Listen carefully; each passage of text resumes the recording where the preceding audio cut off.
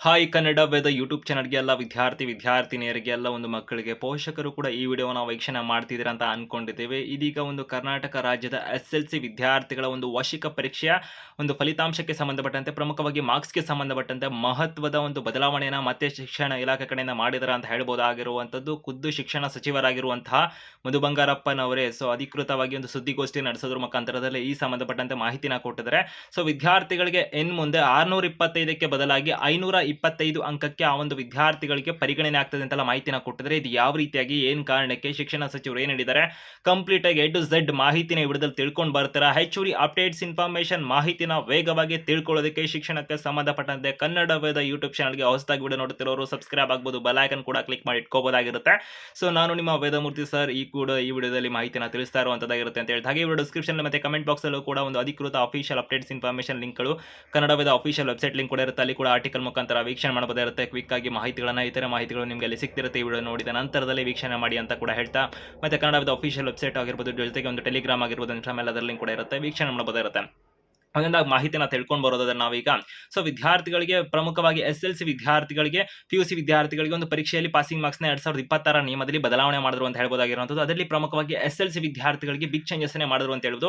External ಮತ್ತು internal marks ಎರಡನ್ನೂ ಕೂಡ ಸೇರಿಸ್ತೀವಿ ಅಂತ ಹೇಳಿದ್ರು. ಅದರ ಜೊತೆಗೆ ಇನ್ನೊಂದು ಮಹತ್ವದ ನಿರ್ಣಯ ಏನು ಮಾಡಿದ್ದಾರೆ ಅಂತ ಹೇಳಿದ್ರೆ 625ಕ್ಕೆ ಮಾರ್ಕ್ಸ್. ಸಾಮಾನ್ಯವಾಗಿ ಈಗ ಒಂದು ವಿಡಿಯೋ ನೋಡ್ತಿರ್ತಕ್ಕಂಥ ಬಹುತೇಕರಾಗಿರ್ಬೋದು ನಿಮಗೆ ಗೊತ್ತಿರೋ ಪ್ರಕಾರ SLC ವಿದ್ಯಾರ್ಥಿಗಳಿಗೆ 625 ಅಂಕ ಅಂತಾನೆ ಇರುವಂತದ್ದಾಗಿರುತ್ತೆ. ಅದಕ್ಕೂ ಮೊದಲಿನ ಕೆಲವೊಂದು ವರ್ಷಗಳಿಂದ ಒಂದು ಬೇರೆ ಮಾರ್ಕ್ಸ್ಗಳು ಇತ್ತು ಅಂತ ಹೇಳ್ಬೋದು. ಬಟ್ ಆದ್ರೆ ಈಗ ಮೇನ್ ಆಗಿ ಶಿಕ್ಷಣ ಇಲಾಖೆ ಕಡೆಯಿಂದ ತೆಗೆದುಕೊಂಡಿರುವಂತಹ ಮಹತ್ವದ ನಿರ್ಧಾರ ಅಂದ್ರೆ 625ಕ್ಕೆ ಬದಲಾಗಿ 525ಕ್ಕೆ ನಾವು ಅಂಕವನ್ನ ಪರಿಗಣಿಸ್ತೇವೆ ಅಂತ ಮಾಹಿತಿನ ಕೊಟ್ಟಿರುವಂತದ್ದಾಗಿರುತ್ತೆ. ಯಾಕೆ ಈ ನಿರ್ಧಾರ ತಗೊಂಡಿದ್ದಾರೆ ಅಂದ್ರೆ ಒಂದು ಯಾವ ವಿಷಯನ ತೆಗೆದಾಕ್ತಿದ್ದಾರೆ ಯಾವ ರೀತಿಯಾಗಿ ಅಂತ ಹೇಳಿದ್ರೆ ಅದು ಯಾವುದೇ ವಿಷಯನ ಇಲ್ಲಿ ಶಿಕ್ಷಣ ಇಲಾಖೆಯವರು ತೆಗಿತೀವಿ ಅಂತ ಮಾಹಿತಿನ ಕೊಟ್ಟಿಲ್ಲ. ಆದ್ರೆ ತೃತೀಯ ಭಾಷೆ ಏನಿದೆಯಲ್ಲ, ಥರ್ಡ್ ಲ್ಯಾಂಗ್ವೇಜ್ ನ ಎಕ್ಸಾಮ್ ಇದೆಯಲ್ಲ, ಎಕ್ಸಾಂಪಲ್ ಆಗಿ ಹೇಳಿದ್ರೆ ಯಾವುದು ಥರ್ಡ್ ಲ್ಯಾಂಗ್ವೇಜ್ ಹೇಳಿದ್ರೆ ಕರ್ನಾಟಕ ರಾಜ್ಯದಲ್ಲಿ ಒಂದು ಹಿಂದಿ ವಿಷಯ ಆಗಿರ್ಬೋದು, ಬೇರೆ ಒಂದು ವಿಷಯಗಳಿರುತ್ತಲ್ಲ ಸಂಸ್ಕೃತ ಆಗಿರ್ಬೋದು, ಬೇರೆ ಬೇರೆ ವಿಷಯಗಳನ್ನು ನೀವೇ ಥರ್ಡ್ ಲ್ಯಾಂಗ್ವೇಜ್ ಯಾವ್ದನ್ನಾರು ತಗೊಂಡಿರಬಹುದಾಗಿರುತ್ತೆ. ಬಹುತೇಕ ಮಕ್ಕಳು ಕರ್ನಾಟಕ ರಾಜ್ಯದಲ್ಲಿ ಈ ಒಂದು ವಿಷಯಗಳನ್ನ ತಗೊಂಡಿರ್ತೀರಾ.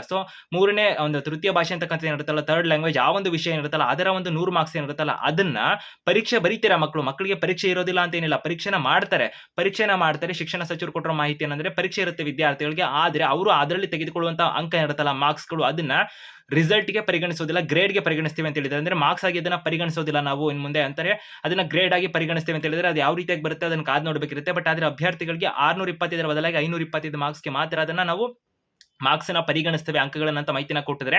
ಈಗ ವಿದ್ಯಾರ್ಥಿಗಳಲ್ಲಿ ಸಾಕಷ್ಟು ಈಗ ಗೊಂದಲಗಳು ಕೂಡ ಆಗ್ತಿರಬಹುದಾಗಿರುತ್ತೆ. ಪೋಷಕರಲ್ಲೂ ಕೂಡ ಯಾವ ತರ ಮಾಡ್ತಾರೆ ಹಾಗೆ ಅಂತ ಇದಕ್ಕೆ ಸಂಬಂಧಪಟ್ಟಂತೆ ಈಗ ಒಂದು ಅನೌನ್ಸ್ಮೆಂಟ್ ಆಗಿರುವಂತದ್ದಾಗಿರುತ್ತೆ.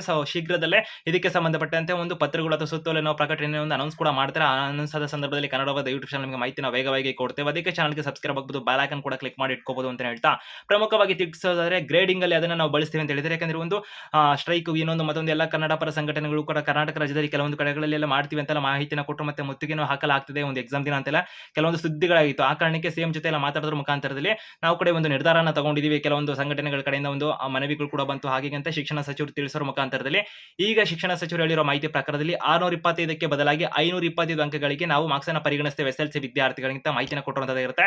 ಹೆಚ್ಚುವರಿ ಅಪ್ಡೇಟ್ಸ್ ಇನ್ಫಾರ್ಮೇಶನ್ ಮಾಹಿತಿ ಬಂದಾಗ ಕನ್ನಡ ವೇದ ಯೂಟ್ಯೂಬ್ ಚಾನಲ್ ನಿಮಗೆ ನಿರಂತರವಾಗಿ ಮಾಹಿತಿ ಕೊಡ್ತಿರ್ತೀವಿ. ಅದಕ್ಕೆ ಚಾನಲ್ಗೆ ಸಬ್ಸ್ಕ್ರೈಬ್ ಆಗಬಹುದು, ಬೆಲ್ ಐಕಾನ್ ಕ್ಲಿಕ್ ಮಾಡಬಹುದು. ಈ ವಿಡಿಯೋನ ಕೂಡಲೇ ನಿಮ್ಮೆಲ್ಲ ಸ್ನೇಹಿತರಿಗೆ ಫ್ರೆಂಡ್ಸ್ ಗ್ರೂಪ್ಗೆ ವಿಡಿಯೋನ ಶೇರ್ ಮಾಡಿ ಮಾಹಿತಿನ ತಲುಪಿಸಿ. All the best.